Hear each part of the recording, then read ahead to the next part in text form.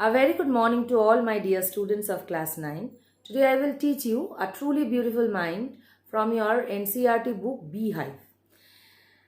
This is a short biography about Albert Einstein. Now, Albert Einstein was a great scientist that we all know. You all have already read biographies about Albert Einstein from the books that you take from library, I know.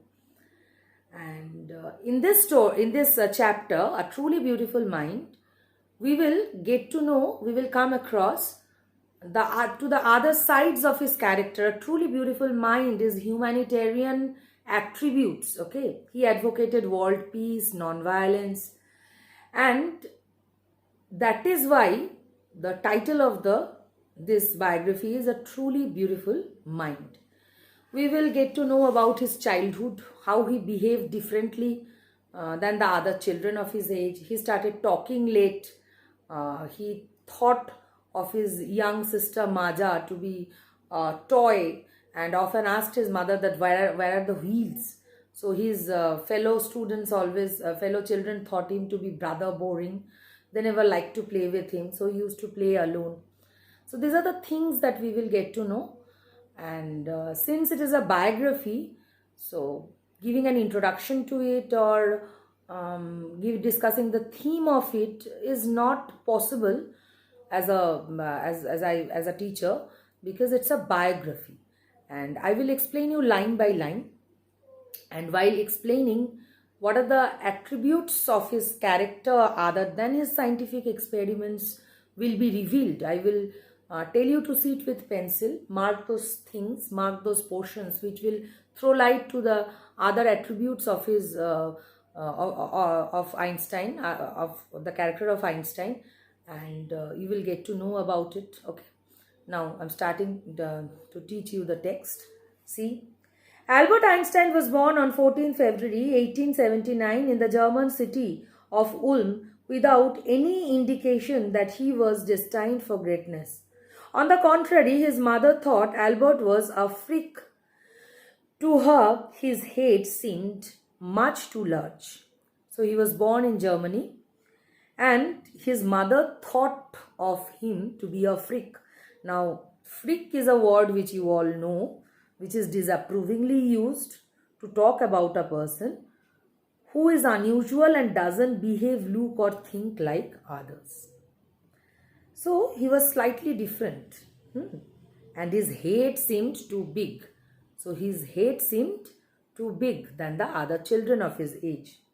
At the age of 2.5, Einstein still wasn't talking. And when he finally did learn to speak, he uttered everything twice. Einstein did not know what to do with other children. His playmates called him brother boring. So the youngster played by himself much of the time. He especially loved mechanical toys. Looking at his newborn sister Maja, he is said to have said, "Fine, but where are the wheels?" As I told you, he thought of his young sister to be a toy without wheels. So he asked his mother that where are the wheels of this particular toy? That means his sister. And he started talking late. And when he started talking, finally, he used to talk things twice, a single thing twice. A headmaster once told his father that what Einstein chose as a profession wouldn't matter, because he will never make a success at anything. Einstein began learning to play violin at the age of 6 because his mother wanted him to, and he later became a gifted amateur violinist, maintaining his skill throughout his life. So students, generally it is thought that that children who behave differently, maybe they won't be able to study or learn something and they won't be successful in life. But that proved completely wrong in Einstein's case. As his headmaster said, that whatever profession he chooses, he will never become successful. Students, success is something that is something which life teaches us scoring high marks in exam and being successful in life is completely different. Those who are academically successful are not professionally successful always, or those who are professionally successful, if we go and see the academic records of them, they are not academically a very good student or scored very high marks. That is what is happening in life all the time. If we see things deeply, closely, intensely, then also we will find this. So it is not only studies that we should focus on, something beyond studies, some human qualities, attributes which we always should focus, and that will bring us success. Okay. Now, his headmaster said that he can never be successful in any of the profession he chooses. And at the age of 6, he started learning violin, how to play violin. And he became an amateur violin player at the age of 6. Okay. So, he was an amateur violin player. Amateur means something which people follow not as a profession but as passion. So he was a wonderful violin player. But Albert Einstein was not a bad pupil. He went to high school in Munich, where Einstein's family had moved when he was 15 months old and scored good marks in almost every subject. Einstein hated the school's regimentation and often clashed with the teachers. At the age of 15, Einstein felt so stifled there that he left the school for good.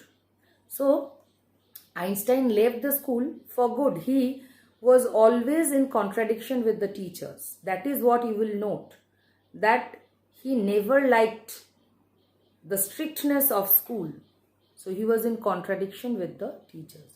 He opposed to the restrictions that were imposed on students in those times. Okay, so Einstein rather preferred a liberal approach to the students, and he preferred the liberal approach of teaching. He preferred the freedom in school that each and every child should enjoy. Okay, but he was not a bad student. He was very good in physics and science, maths. The previous year, Albert's parents had moved to Milan and left their son with relatives. After prolonged discussion, Einstein got his wish to continue his education in German-speaking Switzerland, in a city which was more liberal than Munich. So he wanted to shift from Munich to Switzerland, which is also a German-speaking city. He wanted to go there so that he can enjoy the liberalism that was offered in Switzerland. He did not like the situation, the scenario of schools in Germany. Einstein was highly gifted in mathematics and interested in physics, and after finishing school, he decided to study at a university in Zurich. But science wasn't the only thing that appealed to dashing young man with walrus mustache. Okay.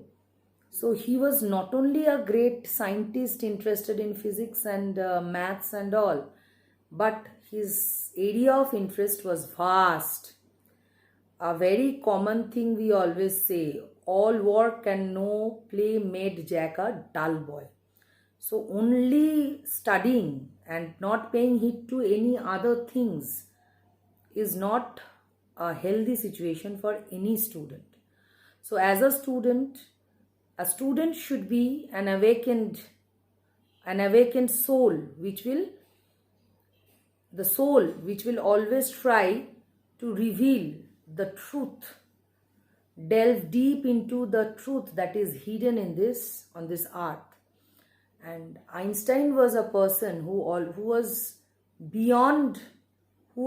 thought beyond the given construct. He always opposed to the restriction in school that was imposed on students in those days in Germany. And he shifted to Switzerland. He took admission in a college in Zurich, and he became uh, the greatest scientist ever. Okay, so that is how he proved his difference,